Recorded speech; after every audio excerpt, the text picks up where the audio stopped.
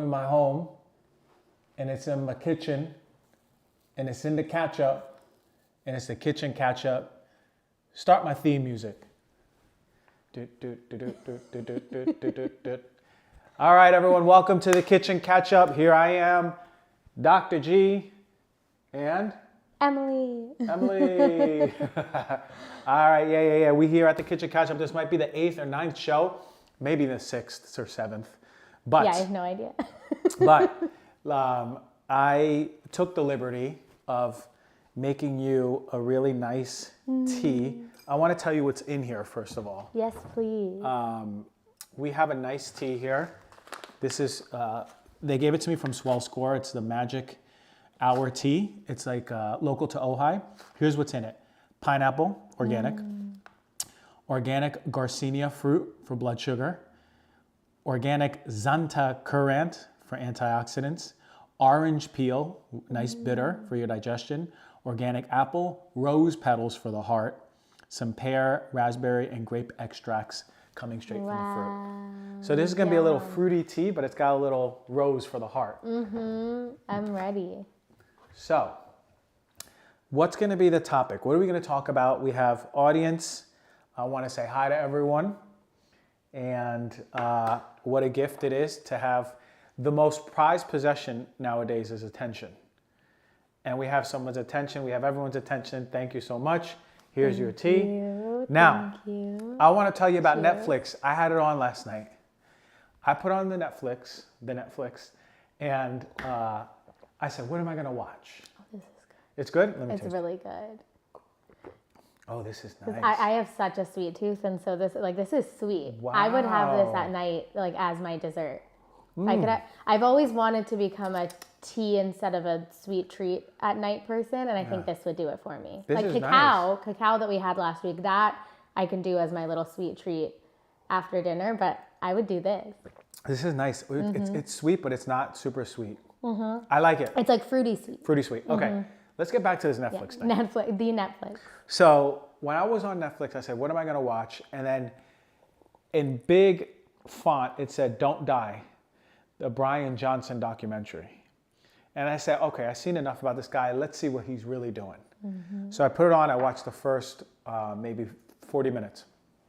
And here I am with an appreciation for someone who is really pushing the limits of their body, really like wanting to learn more or like embody more of the science and live forever.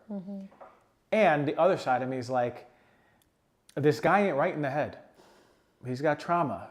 And you tune into him and you could see this loneliness, this sadness inside of him. Regardless, I woke up this morning and I started taking all of my supplements. And Claire, my girlfriend, thinks that I get so easily influenced by everything. So I go, Claire, I play a little prank on her. I said, hey, I watched the Bryan Johnson thing, Don't Die, yesterday. I've been doing it all wrong. I was taking 20 supplements. I upped it to 50. She goes, no. She's like, you can't. I told you. She goes, I'm going to ban you from Netflix. I want to know if anyone saw that documentary. I'm sure people have. Don't Die. I was telling you this morning. I have not seen it yet, but I would like to. If people don't know Bryan Johnson, he is a former tech billionaire, 100 millionaire. I don't know how much his net worth is, but he just decided here at 40 something years old, 45 maybe, I want to live forever. And he's doing all of these protocols, most of which are science-based, and he's reduced his speed of aging. So while everyone ages month to month a year, 12 months, they've aged a year, he aged 8 months, right? So he's slowing it down. His cells are slowing down aging. So this guy might live to 120, 130, you know? It would be really crazy. But what do you think about people who are because he's rigid. Yeah. I'm talking about 4:30 a.m. he wakes up. His last meal is at like 11 or 12 a.m., 12 p.m. And he does this whole routine. Like most people aren't going to be accessible to it. Whole routine with like high-tech, biotech stuff. He has a lab in his house. And he basically eats just like a bowl of veggies, like steamed veggies. And doesn't he have a brand that Blueprint. Blueprint. Is it a meal? Is it food? It is a supplement. He has like the longevity supplements. Okay. But he has a powder in there too. Okay. He uses a powder. Yeah. It's just so, he's an ex-Mormon, left the church, had 3 kids, and now this is his life. What makes me curious is our conversation last week, I think, where we were talking about the tribe in Ecuador, that they, they don't die of things like cancer because they're so grounded, they're so in tune, they're so natural. And this, yes, he's doing all of the longevity things, but is the stress around them? Like, I think that in the US, like we were talking about this the other day, the main killer is stress.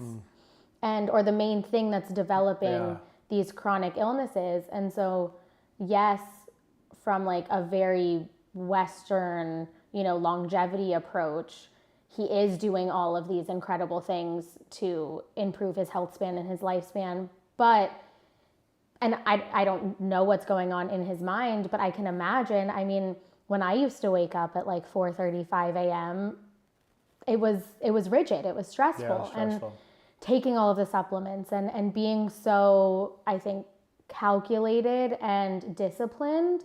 I'm curious if on the other side of things, that stress is going to harm him. Yeah, the rigidity is really, really rough. If anyone, I want to know if anyone has seen this documentary.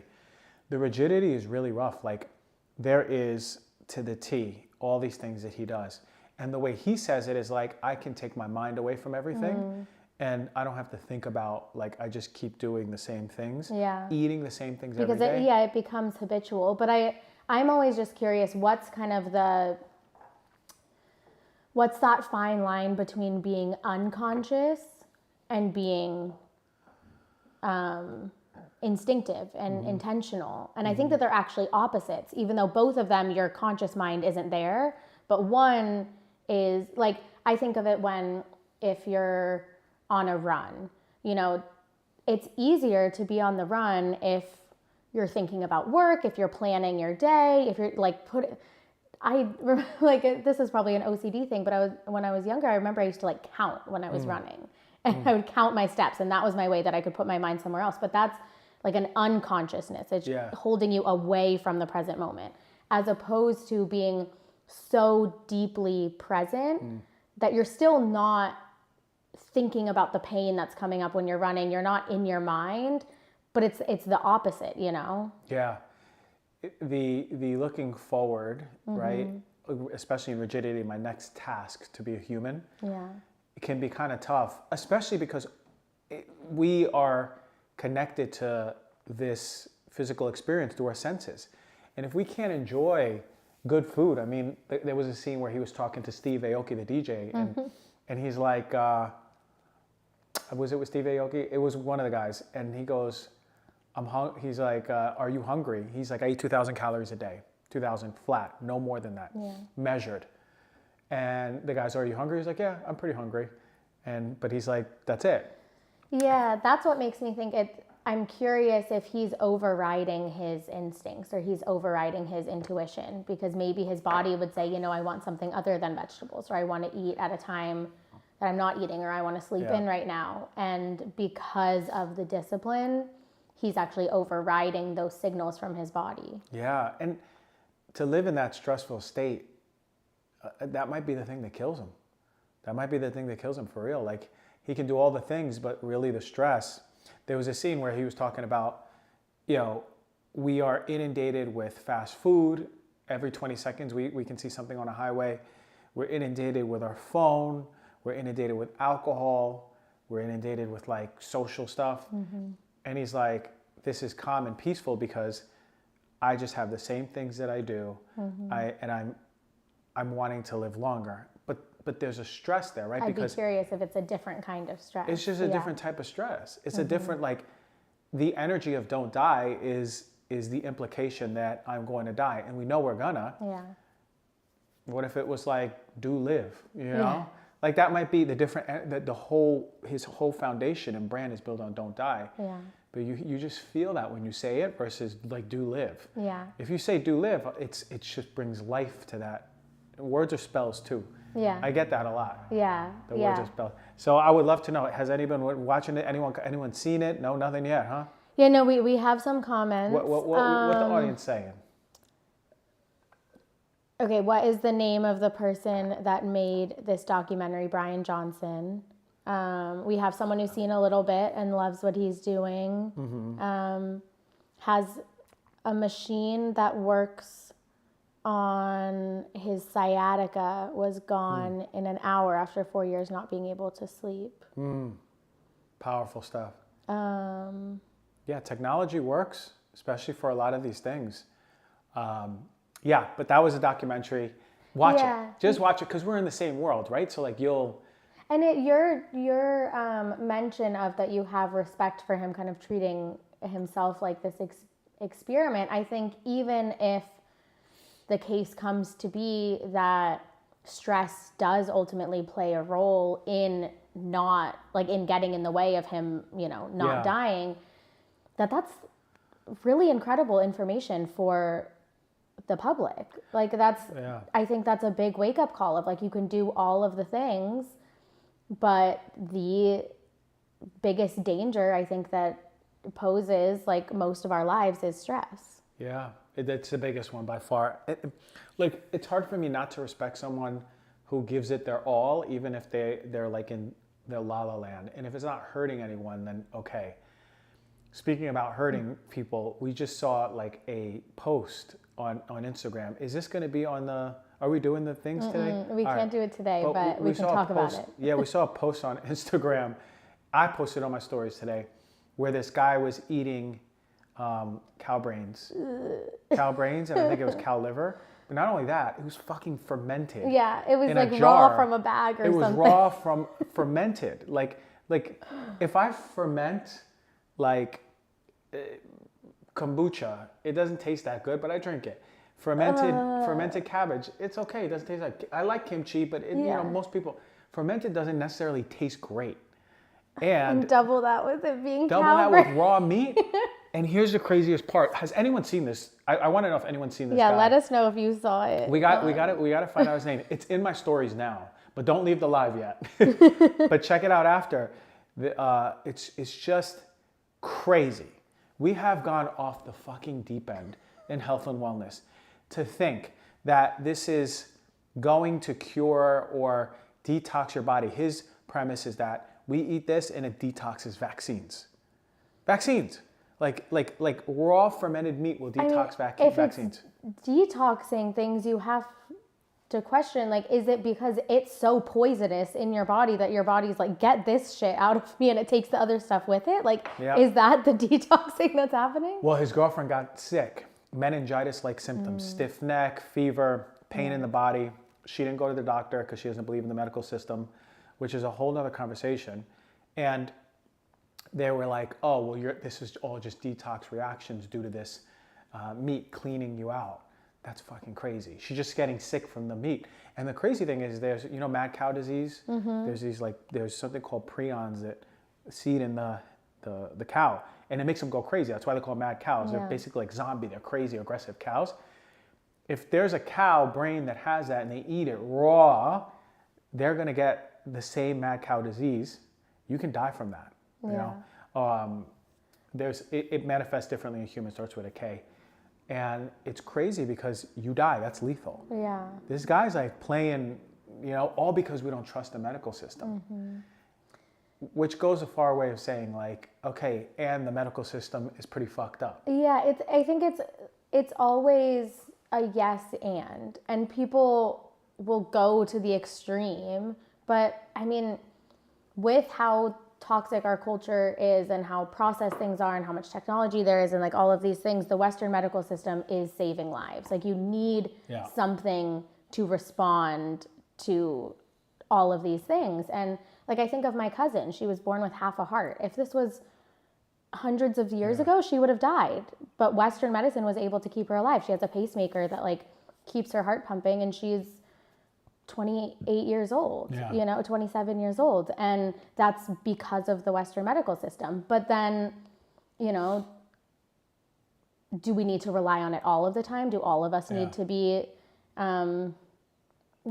doing those interventions instead of maybe sometimes there's also an opportunity for Eastern and like more holistic approaches? Absolutely. But I think there's this balance, and it's just always yes and it's not the extreme. And when people are going to the extreme, it's extreme. Yeah.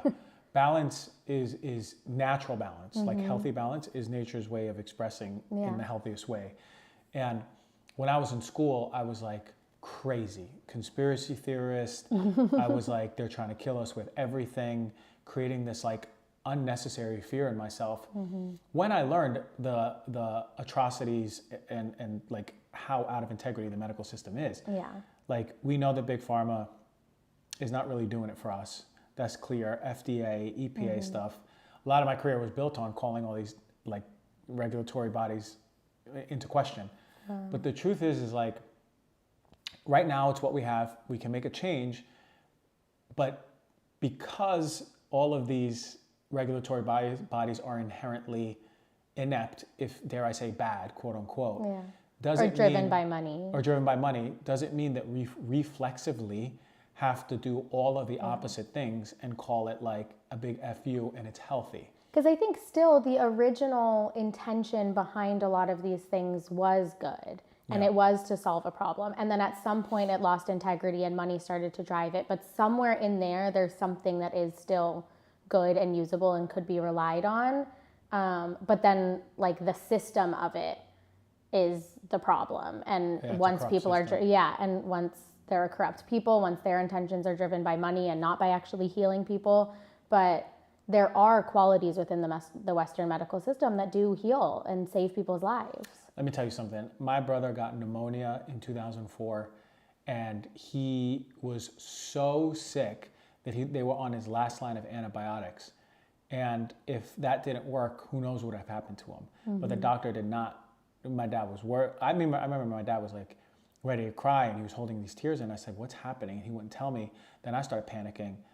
But you know, antibiotics helped save my brother's life when he had pneumonia. And it's always that there are going to be side effects. I think it's the same thing with vaccines. If it can save you from getting polio, amazing, it saved your life. Will you maybe get heavy metal poisoning from it or something else? Maybe. Same with these antibiotics. Like they were created to potentially save your life from this thing, and then you really have to protect your gut and restore your gut after. Yeah, you have to weigh it, and you have to have the know-how of like, okay, how can I do my best to detox or help restore? And I think that's the big thing, is that we need to have the information to be able to make an informed decision and to weigh it, because oftentimes we don't. Like it's a big conversation right now with birth control for women. That's so many women are just put on it and they're not told any of the potential side effects. Yeah. And they're put on it for their acne, they're put on it for all of these random things. And then years down the line, they get autoimmune conditions, they're struggling with depression, infertility, gut issues, all of these adverse side effects that maybe if they were told, hey, these are the actual potential side effects and not just like listed in a commercial, like, you know, this depression medication may lead to suicide. And you're like, wait. What? Where did that come from? And the birth control, and I want to write some notes down. And the birth control is one of the ones that women have no idea. They just go on it because they go on it because they have acne, right? They go on it because this is what you do so you don't get pregnant. Yeah. But there's no informed consent. And for those of you out there on birth control, who've taken birth control, there is known vitamin and mineral depletions.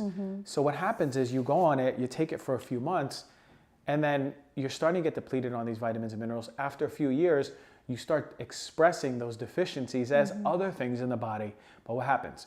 They go, oh, we have a drug for that. Yeah. And then, you know, another drug. Yeah, it becomes, you know, these things that can manifest from these deficiencies, like depression, anxiety, eating disorders, like all of these different mental and emotional issues that can come from nutrient deficiencies. And we're not, I think often doctors aren't taught to look, okay, maybe it's this thing that you've been on for years that you probably weren't supposed to be on for years in the first place. but we'll just put you on, depression medication or anxiety medication or whatever it is. And then you get this stack of all of these medications that are actually just in response to each other. Yeah, and Dr. Jolene Brighton wrote a great book about this, Beyond the Pill. She's a fellow naturopathic doctor. She's been on my show twice before. And to bring to light that like there is something called post-birth control syndrome. So women get off of birth control and then all of a sudden they have a reflexive manifestation of all these new things that they're experiencing. Because it was just it was like holding them all at bay. Yeah, yeah. I want to know who has gotten off birth control and suffered with something, who on birth control have suffered with things that they've been, how has I want to hear people's stories with birth control. Yeah, really while we wait for the comments, I can share mine. So I was put on birth control when I was 16 and I was on it for like 8 years and I was really depressed. I was struggling with anxiety, something that I hadn't experienced before. And so I could tell that like something was off in my body, but I didn't immediately think birth control. I was fatigued all the time, brain fog, losing hair, like really noticeable stuff. And I ended up being put on Zoloft for the depression. I was talking to a psychiatrist and this was like 4 years ago or 5 years ago. And I didn't feel right, like being on this medication. So I stopped and I had a really close relationship with my gynecologist. And I randomly had the thought to tell her about everything that I was feeling, but I didn't think that it was a hormonal thing or anything. And she was like, wait, how long have you been on birth control? And I told her 8 years. And she was like, let's get you off birth control. Let's see just what your body feels like naturally. And then I went off birth control. I had a psoriasis outbreak. Wow. So got diagnosed with psoriasis. I didn't get a period for 4 years. Wow. I got diagnosed with PCOS. So high testosterone and like no estrogen and progesterone. And still 5 years later, after going off of birth control, I am like, have gotten my period back, but it's still not regular. And I mean, the biggest thing to me was the depression. And I started looking into it. There's another wonderful book, Your Brain on Birth Control. I don't know the author, but I can send it.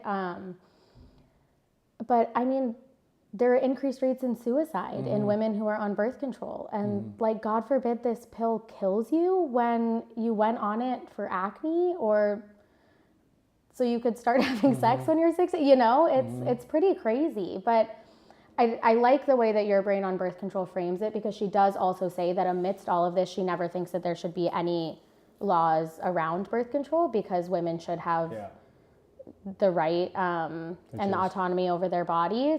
But it needs to be more of an informed decision. Like, I look back and I think I was like, my skin's going to be clear and like maybe my boobs will grow bigger. Yay, I'll do it. Yeah, if I was told all of these other things, being honest, when I was 16, maybe I still would have made that decision. But it needs to be more of an informed decision that these are like very real and very likely things. Oh yeah, crazy gut issues too because of what it's doing to your gut. Yeah. Yeah, the whole slew of it. Thanks for sharing that, because for me as a doctor, it brings to light what many women are suffering with and not even knowing what's happening to me. Women and hormones, it's so sensitive. You start messing with women's hormones, it depends on the person. Some women have a window where they can just tolerate it. If it's past that window, it's crazy. Yeah, they can be a completely different person. Completely. You think of the energetics, I tend to lean more masculine in how I do things and have trouble tapping into my feminine. It's like I have really high testosterone, and so our friends at Personal Fave said I was on birth control from age 15 to 29. Wow, to regulate my period after an eating disorder, and I just blindly took it and kept taking it for years after my period regulated, and never spoke up or questioned it. Wow, yeah. How many women are dealing with this? Yeah. As we get more stories, I want to know, everyone, if you're just joining in, we're sharing stories about how birth control may have negatively affected your health. And since being off of it, how long did it take to even bounce back? For you, you said 5 years? Yeah, I mean, still bouncing back. 5 years and counting, I guess. Jeez. My partner does temperature. She measures her temperature. She's on it every day. She has her app. She knows to the T what's going to happen in her body. Sometimes when she's stressed, it'll like kind of shift a little bit. Yeah. But Claire is really good with like her cycle. She knows. It's really, really interesting, like tuning more into it. And I think that's another thing that's just pretty crazy in our culture, that like women don't, and yes, I think people are starting to talk about it more and learn about it more, but like intuitively actually being in touch with our body and our cycle, that's not something that is common, No. you know, that we like actually know the fluctuations that we go through in a month, and that we're just in touch with ourselves and how something like stress can throw it off. Yeah. And for me, I know that the women I've been around who have gotten off birth control have, in many, we didn't even talk about how birth control can affect your sense of pheromone connection, right? That's crazy. You could be attracting a partner into your life who your body's been rejecting, but you've been dating them for 5 years because you were on birth control. You get off of them and you hate your partner all of a sudden. Yeah, Your Brain on Birth Control, this book, it goes into the science behind that. And I can't remember specifically, but it's something like when you're not on birth control, you're gonna be more attracted to a partner who you're sensing things that they're gonna be a good father. Yeah. And so you're like looking for certain qualities that she goes into whether it's more masculine or feminine men. And then that a lot of these women are on birth control. They meet their partner. There's stories that they get married. They go off birth control to have a kid with their partner, and they're not attracted to their partner anymore all of a sudden when they go off birth control.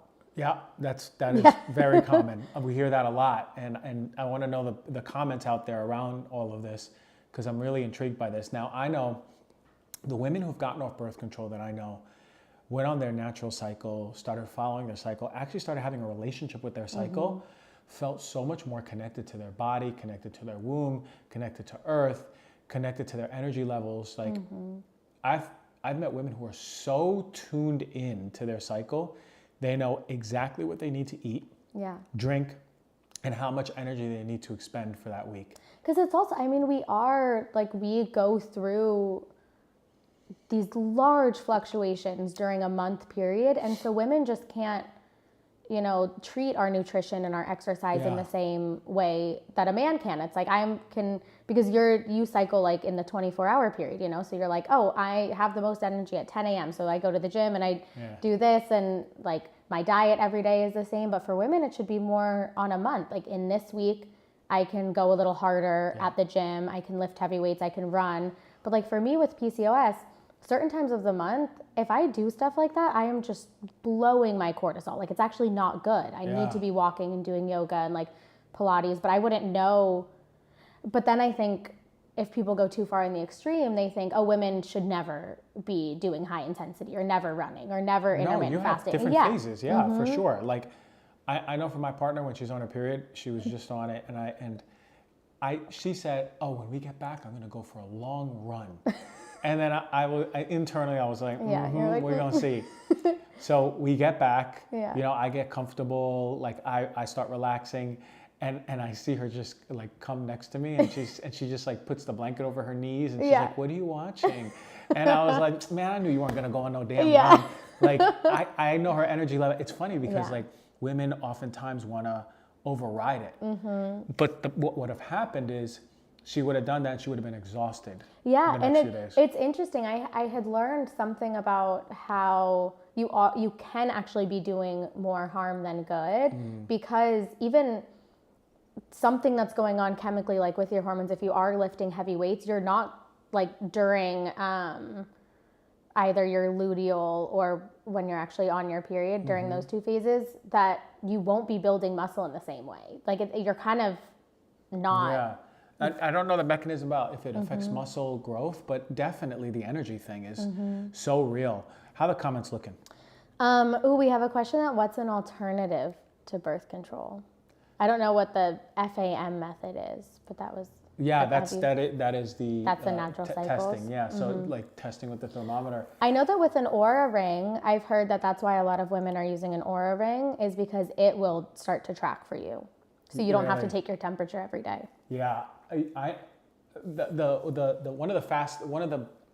the they have a few medical devices, right? Like the Daisy was a FDA approved device. The thermometer my girlfriend uses, I don't know what brand, but I remember checking that it's an FDA approved device. You want to get one that's FDA approved, so it's actually to the level of sensitivity that you know. I mean, you're messing around with some things, right? Like many women aren't ready to have a kid, so you want to make sure you do it at the right time. That was even something that in this Your Brain on Birth Control book that, you know, she's sharing all of this information to where you might perceive it as, oh my God, this pill is terrible. And then at the end of the book, she says, I think I still, with all of this information and with making an informed decision, I would have chosen to be on it as long as I did, because I was able to make a decision around when I was ready to have children. And it allowed me to, you know, have my career. Yeah. But so it has to be.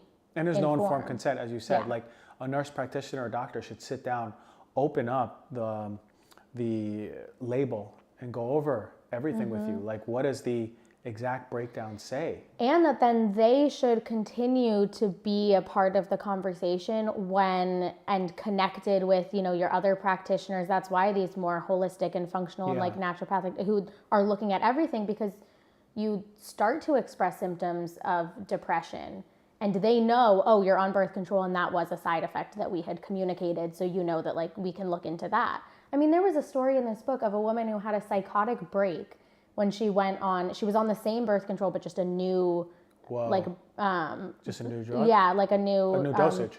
Or it was like a, like the off-brand version of it or something. Yeah. Okay. And she had a psychotic break. She started accusing all of her friends of impersonating her friends. They sent her to the hospital and they were like, is she on any new medication? They took her off of this birth control and she was back to normal. Oh boy. And it was just how the chemicals in her body ended up reacting. Wow. Speaking about babies, there was a new study that showed that sperm is actually affected by the generations. Generational trauma affects sperm. Now this ain't nothing new to me. This I already knew, right? Yeah. We already kind of saw this. We have a fertility problem. You know, Dr. Shayna Swan said by 2050, there'll only be a small percentage of men who can procreate. That's a big problem. And do you think it's stress? Do you think that's no, I think environmental toxins is a huge driver. Who's that? We Natal, the brand. Yeah. The founders, they were on a panel that I was a part of putting on, and they were talking about how they've learned that majority of miscarriages are actually caused by the male sperm. I'm not surprised. Well, the first time I heard this, and I'm just writing notes so we know how to like really. So we know what we talked about. Yeah, what we talked about. Because every time we finish the show, we're like, what did we talk about? Sperm. The first time I learned this was a study in Indian men many years ago when I was in school. It just came out, and it was how alcohol was affecting fertility, and it was being the oxidation from alcohol. It was disrupting the genetic material of the sperm. Okay, so there was a lot of Indian men who were having trouble having babies because they were drinking so much alcohol. Yeah. That makes sense. Well, that was an interesting thing that that they brought up in the panel was, you know, women for the 10 actual months that they're pregnant, you have these basically rules that you're supposed to follow. You're not supposed to drink alcohol. Right. You're not supposed to smoke. Like, don't eat sushi. Don't drink too much coffee. Like things like that. And they were saying, I mean, both men and women, when they're trying, should be following these same rules. Like, it's pretty crazy that men can just be drinking and smoking and all of these things while the sperm that's going to make the baby is in there. Did anyone ever... just because the baby's not there yet. And the women too. But, like, there should be kind of a period leading up to... Of course, if you accidentally get pregnant, like, you can't plan for any of that. But if you are intentionally trying... you know, or get rid of like the toxic laundry detergents, and which we should be doing regardless, but really paying attention to environmental toxins, alcohol, things like that, because I mean, those things are still impacting the sperm that's ultimately going to become the baby. Yeah, our sperm is half as strong as the men from the 70s. Wow. That's crazy, right? So there is sperm motility. How is it moving? Viability, is it alive? Concentration, how much of it do you have? And all of those parameters are pretty much in half since the 70s. That's incredible. We're half as fertile as men. So, I mean, if we all follow Bryan Johnson, we might not die, but we won't be we able won't to be have able to any more babies. kids. Yeah. Bryan We're all Johnson just- might be the last man on earth, right? Like everyone's kids just die before Bryan Johnson. He'll just be like, oh, what do I do? Bryan Johnson. But it's crazy because phthalates, BPA, other endocrine disrupting chemicals like dioxins, PFAS, all the things that are really in nature that industries have let out over time that have been poorly regulated by the EPA is now finding its way into our water, into our food, into our cosmetics, and it's really Into our affecting clothes, us. like how toxic, Into our clothes. you know, your Yeah. underwear that's like right up against there. Yeah, and it's not only oral ingestion, it goes through the skin. I did that show on Apple Watches and the PFAS going through the skin, especially when you sweat on the wristband, and these chemicals get into the body and they cause hormonal disruption. We don't think about the men. When I was in practice, I had this couple that came in, oh my God. We took a year before they even started trying. When they first came, I tested their environmental toxin load, their nutrition panel. I tested their genetics. What else did I test? Nutrition, genetics, environmental, and their hormone panel, right? So they needed work, both of them. So for a year, they were on a diet, they were on a supplement regimen. The guy started changing his life. He started working out more, he lost weight. And then they tried. Now for them, they needed a year because they were like standard American, we want to have a baby and someone said we should come to you. Yeah. After that, they had a baby. But now they're bringing a healthy, this is a beautiful thing. It's a healthy home anyway, Yeah. right? Like They're you're bringing a baby into a healthy home and probably a healthier baby. Yeah, because I healthier think baby. even if you are able to get pregnant in that time, you know, what if there's an increased rate of the baby having some sort of issues? Of course, Yeah. of course. If you think about inputs, when a baby's in utero, it's always looking for signals, how safe is the world out here, you know? And yeah, so generational trauma can be passed on too. Yeah. And when we think, it's not just genetic changes that express as malformations in the baby, or maybe I can't digest lactose or something like that. It also expresses as your sensitivity to stress. So if there is a domestic violence household, or the dad is particularly stressed, or the mom's particularly stressed, and then mom gets pregnant, that signal gets transferred to the baby. And there's research that shows that that baby will be highly sensitive to stress and cortisol for up to 19 years. And it's really interesting that it's not, because I think the way that I used to picture generational trauma was more of a nurture versus nature thing. And this is saying that it's both. There's also this nature element. Like the nature element is genetically you are coming out predisposed to these things. Because I just used to picture it, you know, generational trauma was if you're growing up in this household that you're experiencing, you know, the emotions and the stress of your parents that maybe is in response to how they grew up and how response to they grew up. But it's both. Like it's actually also, you know, at like a cellular level. Both. So the child who is predisposed with this signal that the world isn't safe. And there's different genes. But some of the genes might have the baby hold on to fat more, right? It might say the world doesn't have enough food because there's high levels of cortisol. So the baby might just be extra fat because its system is saying hold on to calories because you need to survive. Well, because that was something interesting that had happened to me through this whole process after the birth control. And I mean, there were other lifestyle factors where I was just putting a lot of stress on my body. And I was actually, I think we've talked about this, but I was working out too much, doing too much cardio and not eating enough. Like I was running, you know, 5 to like 10 miles almost every day and eating plant-based and intermittent fasting, like definitely not eating enough. And it was at an Equinox BMI test that he was like, you know, you're obviously working out a lot and you're eating healthy, but your body seems like it is storing any fat that is coming in because it's just like, we're so stressed that we need to hang on to this because we don't know when you're going to give us your next meal, or you're just going to burn it off. Now that's the thing. We don't even think about, and this doesn't have to be for babies, it could be as adults. Why we can't lose weight doesn't necessarily mean calories or the food we're eating or the exercise we need to work out or lack harder. of exercise. It actually doesn't mean that. There's a psychosomatic component that people don't realize. If your body doesn't feel safe in this world, then your body thinks it's starving. And if your body thinks it's starving, it's going to hold on to fat. That's stubborn fat loss. I know this for a fact. I've worked with someone who had lots of trouble shedding.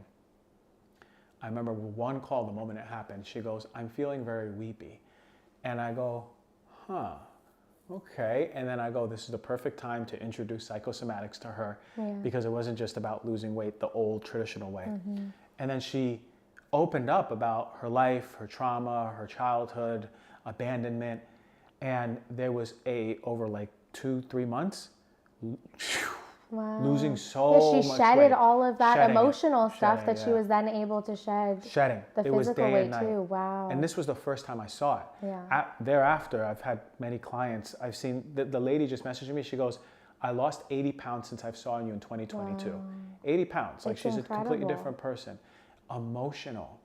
Because think about it. The emotions that are stuck in the body, or the nervous system dysregulation, is telling your hormones and your immune system, let's stay like this. The world isn't safe. Inflammation is causing you to store fat because there's no food out there. Yeah. And you think about it, if those people, which just was the case with me, actually work out harder, that is stress on the body. Like, yes, it's a good form of stress, but if your nervous system or your cortisol isn't in a place that can handle that, you go on that long run and you're going to like store everything, because your body is going to be like, oh my gosh, it's more stressful. Yeah, it's that quote that I remember I said to you the other day, think yourself fat. It's like you literally thinking yourself, all the other stories that you have are making you fat. That's crazy. Stories in your head can make you fat. Yeah. In your midsection, in your thighs, wherever you want to lose weight. So that's pretty incredible. Let's check, before we close out, let's check the comments. How's everyone doing? We had a nice conversation on so many things. And look, I got all the notes here this time, so we don't forget. All the notes. But we have one comment that back when we were talking about don't die, that growing old is a blessing and aging is a privilege. Aging is a privilege, yeah, and with wisdom. I read in this book, Conversations with God, years ago, that we are supposed to grow up in tribes, and the maturity and wisdom of an individual doesn't even come until they're in their 50s, 60s, right? And their wisdom is supposed to be what's imparted to the young kids, right? We help raise them, but their wisdom, their teachings help raise the children. That's the gift of growing old, right? Like you have all of this life wisdom, and Bryan Johnson might not have that because his wisdom is in the rigidity and building up an entrepreneurial, successful thing. Yeah. But what about life? What about the depth of life, the experiences, the different foods? We've talked about this in the past too, that like, you know, specifically something like death that people are so afraid of. Yes, you know, it causes grief and sadness and loss, but it's also really beautiful because it's the reason that life means anything. You know, if we all lived forever, we'd be bored. Oh my God, you know, I'd be so bored. There's no beauty to it. And it's the same thing with emotions. It's like they can all be beautiful. Some of them can be more uncomfortable than others, but shouldn't something that we want in this human experience is be to experience it all, including the aging process. Like it can be so beautiful. It could be so beautiful. One more question. Anything we got? No, we don't have any questions. Okay, someone mentioned solo aura rings would probably do the same thing. I think this was back to solo aura rings with the birth control. Yeah. Okay. Well, great. We got some good stuff. We are taking off next week because I'll be in New York, or I'll still be in Miami. We're going to Miami, so if anyone lives in Miami, Miami, people, we have the event coming on Sunday. What an amazing event. Emily and I will both be there. So if you're in Miami, join the event. The tickets are in the stories. What else? And we'll be back in 2 weeks. Yeah. And in 2 weeks, we're going to have all the technology set up to take calls. I know I've been saying it, but we're going to really put it out there. calls from all of you so I can actually talk to all of you. So up to that point, thank you so much for joining. Thank you, Emily. Thank you, Christian. For sharing your stories and all the wisdom. And we'll see you in 2 Tuesdays.